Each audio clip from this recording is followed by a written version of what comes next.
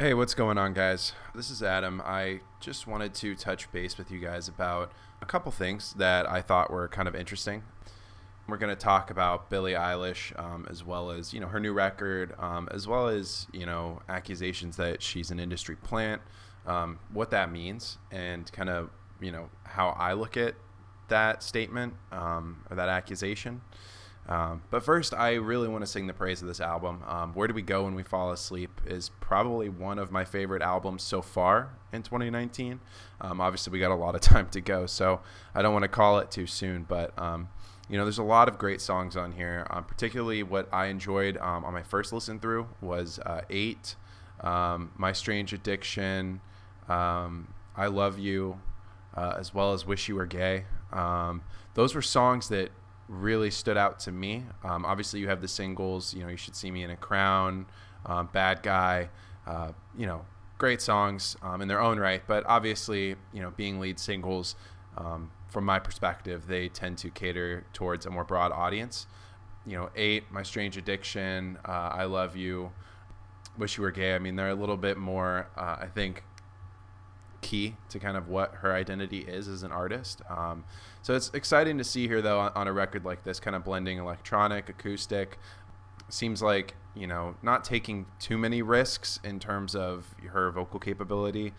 She is a very talented singer, so again, it's kind of tough, right, for someone who's so talented to put themselves in a challenging situation, especially though on their first record. So it makes sense, sticking to what she knows, sticking to kind of what people expected of her, and still breaking expectations though with the overall quality of production, and the quality of the writing. So this kind of leads into the next point, though. I mean, obviously, I can tell you, how much I love this album, and I can sing its praise, 100 times over. But there's an article in the Chicago Reader that I wanted to pull up. It's titled, "How Did the Industry Plant Take Root?" And I'll link that in the description below just so you guys can kind of run through it. But in one particular section, they talk about, a list of artists who have been accused of being industry plants. That includes artists like Clairo. She's saying Pretty Girl. That took off in about 2017, I think. Then you also have Billie Eilish, who we're talking about today primarily. Interestingly enough, though, there was actually there was a lot on here about Chance the Rapper being accused of being an industry plant. And you've got artists like Phoebe Bridgers, Dua Lipa, Halsey, Lorde. A couple of these, I can understand the accusation. A couple of them I can't. I mean, Phoebe Bridgers, she just released an album, Better Oblivion Community Center, a co-producing project with Connor Oberst, who's one of my favorite artists, and I own that on vinyl. I didn't think the album was Connor Oberst's strongest work. I didn't think that he. I think that they went well together as a pair, but I don't think that. As artists, that was a tour de force for either of them. I think that, again, it was kind of in both of their wheelhouse, sticking to kind of what they know. No need to take risks all the time, but I just thought that was a very interesting accusation for an artist like Phoebe Bridgers, because she has not blown up in the same way that Lorde, Dua Lipa, or Halsey has. I think Halsey recently was on Saturday Night Live. I believe she was at some award show recently as well. She's taken off, and her music's on the radio. Dua Lipa as well, Lorde as well. "See Me in a Crown" by Billie Eilish was a huge, got a lot of radio airtime and a huge radio force. I have yet to hear a Phoebe Bridgers track on the radio. Maybe that's just our local radio here not playing that. But when we talk about these artists as industry plants, I mean, it's a little ridiculous to me because you see it come from two angles. Either A, people argue that, these people have wealthy parents, and therefore their parents' access to wealth is what made them popular artists. I don't know if I can really get behind that as an assessment. I mean, even an artist like Billie Eilish, I mean, I haven't looked into Lorde, Dua Lipa, or Halsey's backgrounds, but even an artist like Billie Eilish, I mean, yeah, she came from a somewhat well-off family, but they were, she was recording music in her bedroom, and even Clairo was recording music in her bedroom, just because you have access to means doesn't necessarily mean you're an industry plant, because, regardless of how wealthy you are, if you make shitty music, people will not pay money to listen to that music. Of course, you've got mumble rap and trap. I love a lot of that music, and I love that genre. Do I consider it necessarily talented music? I don't know. But nonetheless, the point is that when we give the people what they want, they're going to listen and they're going to pay for it. And people make music like that because there's a demand for it. On the other hand, when I think of an industry plant, and what I think is a more valid definition for that would be, an artist like Jaden Smith, someone who came into the industry and they kind of tried to tie it to them being, hey, I did this on my own, and they tried to say that it was, they're self-made artists. But we can be realistic and say that, just the name Smith in Hollywood and in the music industry carries a lot of weight because of Will Smith. That's not to say that Jaden Smith isn't making good music. It's personally not what I'm into, but I do know people who like some of his songs, and you can, find people online who like Jaden Smith's songs, and there's a reason he does a lot of records, and he had made a lot of money as an artist. It's because he was producing something that people wanted to listen to. So when I think of industry plant as a statement, some people look at it as the ultimate insult. I don't really think so. Even Chance the Rapper in this article at one point, I believe if I scroll down here, but even Chance the Rapper at one point in this article spoke about how he views the insult of industry plant, despite being completely self-made. It's very personal for him, and it kind of hurts him. And again, I think it's a little bit interesting that people feel that way about it. I'm a firm believer that, if you're producing music or you're producing art, regardless of the background, the art itself should stand, yes, music is partially about the artist. Yes, what they're doing outside of their music, I do believe plays a factor in kind of the perception of their music. Think R. Kelly.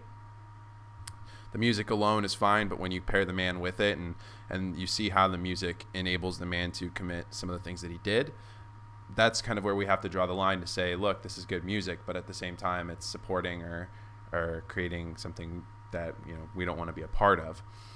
So I don't know. I'm a firm believer that more often than not, assuming that the person isn't doing anything too egregious, like locking people up in a dungeon, the music should stand alone. And their background as an artist or as an individual, that shouldn't really come into play in how you perceive the music, beyond just kind of building a background for the record or a background for the album. The difference is, we look negatively at R. Kelly and R. Kelly's music because of what he was involved in with the women that, he abused. And then we have an artist like Kanye West, 808s and Heartbreaks, his breakup with Amber Rose. Those are details that kind of inform us of, okay, why was this record put together and what was the mindset behind this record? And it kind of helps you understand and appreciate the music a little bit more. I think that's really how we should be looking at stuff externally from an artist. I like Taylor Swift's music. I think Taylor Swift makes great music. The fact that her parents were able to put her in a recording studio and pay for that and kind of push her to the front and advertise her, it doesn't change the fact that the music is still decent, and I still enjoy it. And in today's social media age, where we're able to upload so much music and anyone can just be an artist, I think that we do have a lot more opportunity now to share our opinions and share our thoughts and share our music. And so worrying about who's getting airtime, I don't know. It's not necessarily as important as it used to be. Definitely if you're looking at this as a full-time job, it is, and I completely understand that. But I think for most artists just starting out, a lot of them are aware that this isn't something that you can just pick up one day and do and say, I'm going to be an artist and I'm going to make a record and I'm going to be famous and this is going to be my full-time job. I think a lot of people are aware that you kind of need to do something else in between that. And if you are able to, because your parents are supporting you, by all means, that's fantastic. But nonetheless, we should be spending, as fans of music and as listeners, we should be taking the time to, experiment and explore, SoundCloud and the depths of Spotify and Apple Music to find new talent and to support them and to go to their shows when they're in town, buy their albums, when we like them. My last thought on all this industry plant stuff really comes down to, I find that in a lot of articles I read, industry plant is used more as an insult for women than it is for men, especially younger female indie artists that kind of broke out. I mean, even in this article, the names that I mentioned, I mean, it's all primarily women. Phoebe Bridgers, Billie Eilish, Lorde, Dua Lipa, Halsey. Even Avery Springer, who's a fronts a emo band retirement party, according to this article. I mean, even she is kind of noticing that trend. And I kind of agree. I know it's anecdotal for me to say, but I have seen that trend, and I have seen that used as kind of a way to, I guess, diminish the value of female music producers and female artists by saying that they are, someone else had basically paid to put them in the spotlight, and that they are, nothing that they've done is of their own accord. That's kind of why I'm hesitant to use industry plant as an insult, and that's also kind of why I don't really like it, because it seems to me that it's a way for people to kind of shut out women artists, or to kind of say, look, they can't do this on their own, they needed someone else to help them out. I mean, even when you look at the names I mentioned and you look at their track lists and you look at their discographies, I mean, these are all very talented artists, and these are all people who bring a lot to the music scene. And so I don't know. I think that's something to be mindful of, and I think that's something to be aware of, that, when we see this insult, we have to think about who is primarily being targeted by this. Do I see men who are called industry plants? Yes.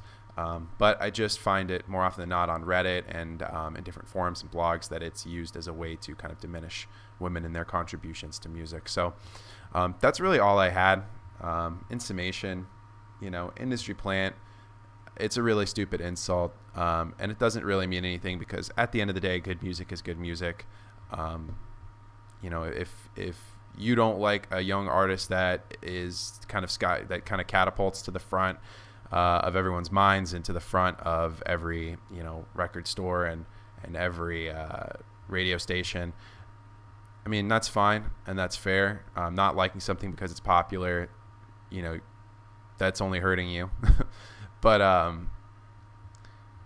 yeah, I mean, if you're not a fan of that, and if that kind of influences your ability to listen to a song, I mean, that's completely fine.